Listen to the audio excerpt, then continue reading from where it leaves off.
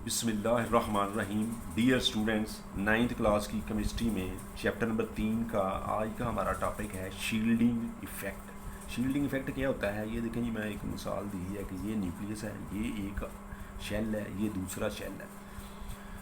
अब इसको अगर देखें तो इसके गिर्द एक शेल, दो शेल, तीन शेल, चार शेल है।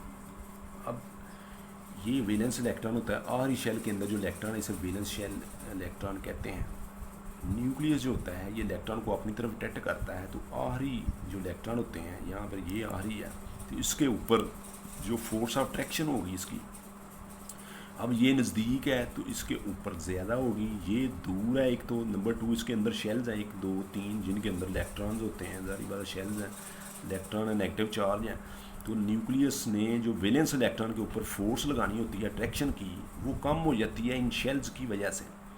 जितने शेल ज़्यादा होंगे, शेल को शील्ड कहते हैं, शील्ड रुकावट है इसके खींचने में, तो इन शेल्स की वजह से, इन शील्ड की वजह से इस न्यूक्लियस का जो इलेक्ट्रॉन के ऊपर फोर्स ऑफ अट्रैक्शन है वो कम हो जाती है। इस अमल को शील्डिंग इफेक्ट कहते हैं। शील्डिंग यानी शेल्स की वजह से वो फोर्स ऑफ अट्रैक्शन जो है वो कम होती है। अब इसमें दो टर्में बोली जाती हैं, effective nuclear charge.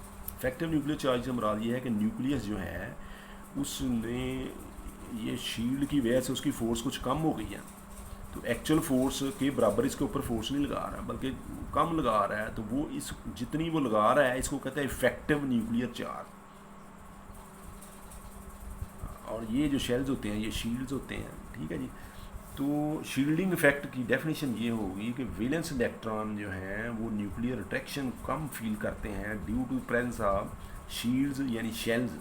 This effect is called shielding effect. Book के अंदर डेफिनेशन दी गई है।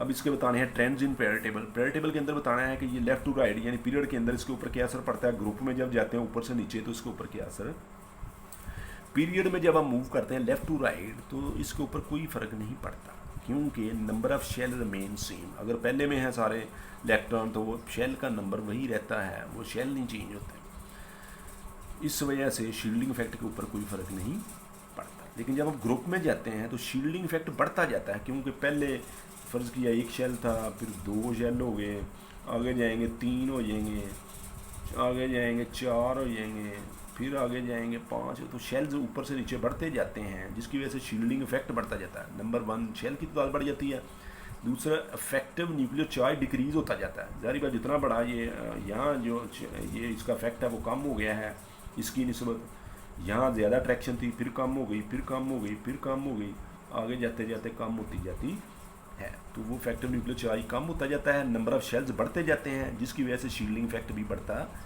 जाता है। ये मुकम्मल सवाल आपने तैयार करना है एग्जाम्पल्स समेत।